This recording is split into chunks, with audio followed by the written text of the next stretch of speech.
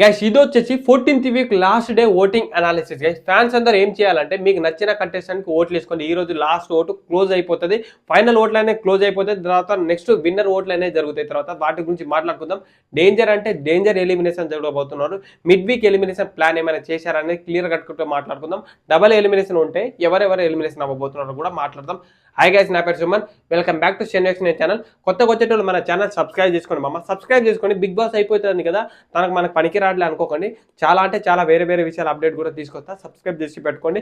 Like చేయండి. Like చేయడం వల్ల మనకు బూస్టింగ్ ఉంటుంది. బాగా సపోర్ట్ వస్తుంది గైస్. ఓటింగ్లో తనుజ గారికి ఓటింగ్ అయితే నెక్స్ట్ లెవెల్ పడుతుంది గైస్. మనం ఎప్పుడు చెప్పినా తనుజ వచ్చేసి టాప్లో ఉంటుంది. బీభత్సం అంటే బీభత్సంగా టాప్లో ఉన్నది. ఇక్కడ మనకు వచ్చిన అప్డేట్ ఏంటంటే కళ్యాణ్ కంటే తనుజ గారి కంటే ఓట్లు విపరీతంగా పడుతుంటారు.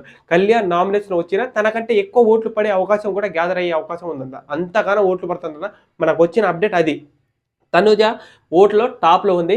కళ్యాణ్ నామినేషన్ రాకపోవడం వల్ల, తనకు 2 వీక్స్ నుంచి రాకపోవడం వల్ల చాలా అంటే చాలా మైనస్ జరిగింది. ఇక్కడ కళ్యాణ్ తన గేమ్ అర్థం అవ్వట్లే అనుకుంటా. తనుజ విన్నర్ అని తెలుసు, విన్నర్ అయ్యే క్వాలిటీస్ ఉన్నాయని తెలుసు.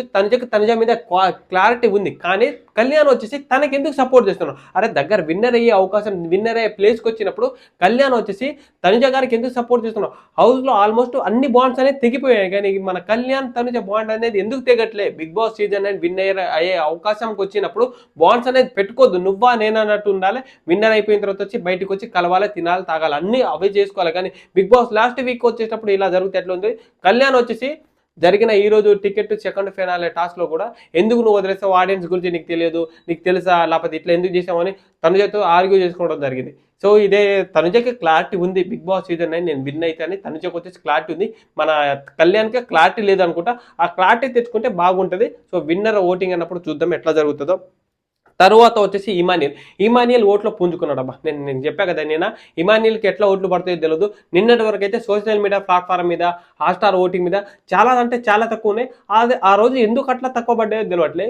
ఈ వీక్ ఇప్పుడు వచ్చేసి ఇమానియల్ వచ్చి సెకండ్ ప్లేస్లో ఓట్లు బాగా పడ్డాయి. నిన్న జరిగిన టాస్క్లో ప్రతి ఒక్క టాస్క్ ఆడడం, ఆ టాస్క్లో తన కనిపించడం, ఎమోషన్ అని చాలా కనెక్ట్ అయ్యి ఇమానియల్ ఫ్యాన్స్ చాలా వరకు ఓట్లు వేశారు. ఇమానియల్ ఫ్యాన్స్కి బయట నుంచి బాగా సపోర్ట్లు వస్తున్నాయి కదా.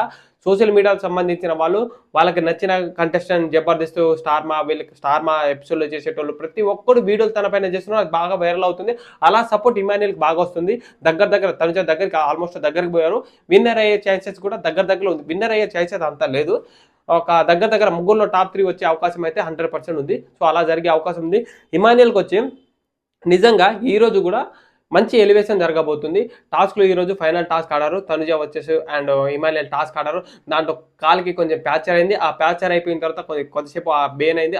దాంట్లో కొన్ని ఎమోషన్లో ఏడవడం జరిగింది. అదొకటి.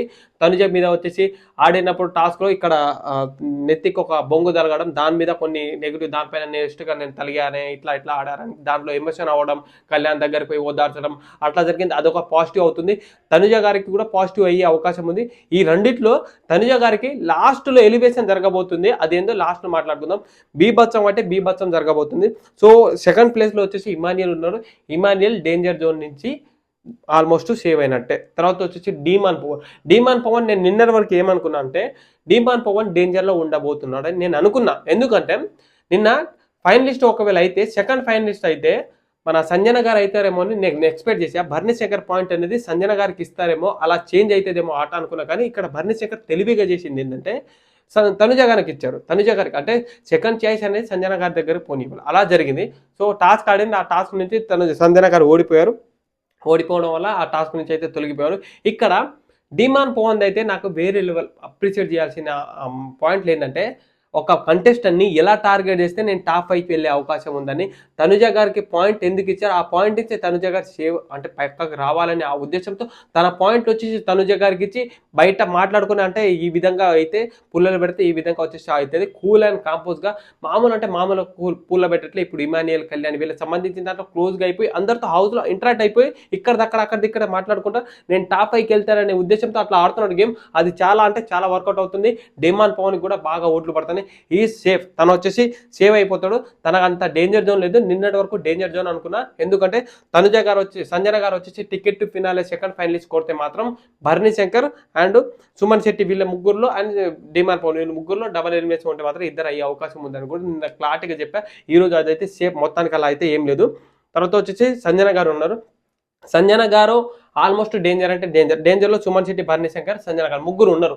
ముగ్గురు డేంజర్. నేనైతే ఎక్స్పెక్ట్ చేసింది ఏంటంటే సంజన గారు వచ్చేసి టికెట్ ఫినాలే కొడుతుంది ఏమో అనుకున్నా. ఆ కొడితే డేంజర్ జోన్ నుంచి సేవ్ అయితే డైరెక్ట్ సెకండ్ ఫైనలిస్ట్ పోతుంది. కాబట్టి డేంజర్ జోన్లో డిమాన్ పవన్, భరణి శంకర్ వీళ్ళు ఉంటారేమో. వీళ్ళ దాంట్లో ఒకవేళ మిడ్ వీక్ ఎలిమినేషన్ అయితే మిడ్ వీక్ ఎలా జరుగుతుంది అనుకున్నా అంటే మిడ్ వీక్ వచ్చేసి హౌస్లో అందరూ పడుకున్నప్పుడు ఏదో ఒక సైరన్ పోలీస్ సైరన్ ఏదో ఒక సైరన్ పెట్టి మీ బట్టలు చదువుకోండి, మీ బట్టలు చదువుకున్న తర్వాత ఒక అన్ఫేర్ ఎలిమినేషన్ జరగబోతుందో హౌస్ మేట్ డిసిషన్ ప్రకారం అట్లా ఎలిమినేషన్ జరుగుతుందని నేను ఎక్స్పెక్ట్ చేశాను. నిన్నటి వరకు ఈ శుక్రవారం ఎపిసోడ్లో టెలికాస్ట్ అయితే అనుకున్నా, కానీ ఓవరాల్గా అట్లయితే జరగలే.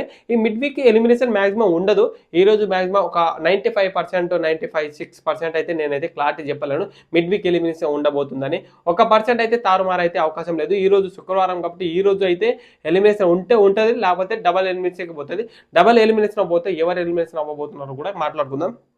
సో అలా వచ్చేసి అలా ఎలిమినేషన్ జరుగుతుంది అనుకున్నా, కానీ అలా జరగలే.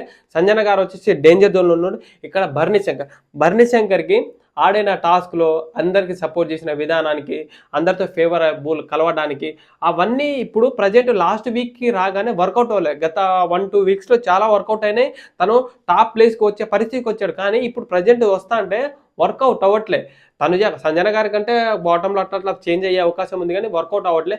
మ్యాక్సిమం డబల్ ఎలిమినేషన్ ఉంటే మాత్రం భరణి శంకర్ కూడా danger. Bharani Shankar is danger. Main important danger ఎవరంటే ఎక్కువ అంటే ఆల్మోస్ట్ డేంజర్లో ఉన్నది ఎవరంటే సుమన్ శెట్టి ఇక్కడ డేంజర్ ఎందుకని చెప్తానంటే తను స్టార్టింగ్ నుంచి నేను చూస్తున్నా టాస్క్లో ఆడతాడు, మాట్లాడే విధానం అంటే మాట్లాడాడు, వాయిస్ రేట్ చేయడు, ఆ పాయింట్ ఇక్కడ దాకా చెప్తాడు, ఆర్గ్యూ చేయకపోవడమే మైనస్ అయిపోయి. తన టాస్క్ ఆడే విధానం కూడా నచ్చింది. ఆ టాస్క్ అర్థం కాకపోతే పక్కన వాళ్ళు అడిగి మరీ అర్థం చేసుకొని టాస్క్ ఆడతాడు, నెక్స్ట్ లెవెల్ ఆడతాడు. నిన్న లాస్ట్ వీక్ టాస్క్ ఆడారు, ఈ వీక్ టాస్క్ ఆడారు. ఈ వీక్లో అంత ఎఫెక్ట్ ఏం పడలే. ఆ టాస్క్ వచ్చేసి సపోర్ట్ కాలేదు. లాస్ట్ వీక్ నుంచి సుమన్ శెట్టి డేంజర్ ఉన్నారు. జస్ట్ ఒక సెకండ్లో అట్లా తారుమారు అయిపోయింది. రీతి ఎలిమినేషన్ అయిపోయారు. అది ఫేర్ అనేది అంత క్లారిటీ లేదు మనకు. ఎలిమినేషన్ అయిపోయారు. తర్వాత వచ్చేసి సుమన్ శెట్టి అదే కంటిన్యూ అవ్వకుండా ఈ వీక్ వచ్చేసి డేంజర్ జోన్లో ఉన్నారు. మనం ప్రతి సీజన్ ఏం చేసుకుంటామంటే ప్రతి సీజన్లో ఎవరైనా డేంజర్ జోన్కి పోతే వాళ్ళు వచ్చి స్టార్ మార్ అవుతారు, కానీ ఈ సీజన్లో వచ్చేసి ఎవరైతే డేంజర్ జోన్లో ఉన్నారో నెక్స్ట్ వీక్ కూడా వాళ్ళే డేంజర్ ఉంటారు. అట్లా జనాలు అట్లా కనెక్ట్ అయిపోరు. ఓట్లు అనేది అట్లా అంటే గేమ్ వైజ్గా పడుతున్నాయి, కానీ సపోర్ట్ చేయాలనే ఉద్దేశంతో పడట్లే. సుమన్ శెట్టి ఈజ్ డేంజర్ జోన్లో ఉన్నారు. సింగిల్ ఎలిమినేషన్ కనుక ఉంటే సుమన్ శెట్టి ఎలిమినేషన్ అయ్యే అవకాశం చాలా అంటే చాలా ఉంది. మొత్తానికి ఎలిమినేషన్ అనుకోండి, ఇక సుమన్ శెట్టి ఎలిమినేషన్ అయ్యే అవకాశం ఉంది. డబల్ ఎలిమినేషన్ ఉంటే మాత్రం భరణి శంకర్, సంజన గల్రాని, సుమన్ శెట్టి వీళ్ళ ముగ్గురులో ఒక ఎలిమినేషన్ జరగబోతుంది, 2 ఎలిమినేషన్ జరగబోతుంది. డిమాన్ పవన్ అనుకున్నాం, కానీ డిమాన్ పవన్ ఈజ్ సేఫ్. సంజన గారు వచ్చేసి ఫైనలిస్ట్ కొట్టలేదు కాబట్టి డిమాన్ పవన్ సేఫ్. సంజన గారు, సుమన్ శెట్టి, భరణి శంకర్ వీళ్ళ దాంట్లో డబల్ ఎలిమినేషన్ ఉంటే మాత్రం ఇద్దరు పక్కా ఎలిమినేషన్ అయ్యే అవకాశం ఉంది. టాప్ 5కి పోయే ఛాన్సెస్ కూడా వీళ్ళ ముగ్గురులో ఒకరికైతే ఉంది. తర్వాత వచ్చేసి టాప్ 6 టాప్ 5 అనేది క్లారిటీ లేదు. ఆ టాప్ 6 ఉంటే మాత్రం మ్యాక్సిమం ఉండే అవకాశం ఉంది. డబల్ ఎలిమినేషన్ లేకపోతే మాత్రం టాప్ 6 పక్కా పెడతారు. డబల్ ఎలిమినేషన్ ఉంటే మాత్రం టాప్ 5 ఉంటుంది. ఓవరాల్గా ఇట్లయితే జరుగుతుంది. Suman Shetty is danger zone అంటే డేంజర్ జోన్. ఓట్లు వేసుకోవాల్సిందే. ఓట్లు వేసుకున్నా ఇప్పుడు బెనిఫిట్ ఏమి ఉండదు. సుమన్ శెట్టి ఎలిమినేషన్ పక్కా అయ్యే అవకాశం ఉంది. సో ఇది వచ్చేసి ఓటింగ్ అనాలిసిస్ క్లియర్ కట్గా మాట్లాడుకుందాం కదా. తర్వాత ఇంతవరకు మనం వీడియోని క్లారిటీగా చూసినందుకు ప్రతి ఒక్కరికి థ్యాంక్ యూ. సపోర్ట్ చేయండి, సబ్స్క్రైబ్ చేయడం మాత్రం మర్చిపోకండి.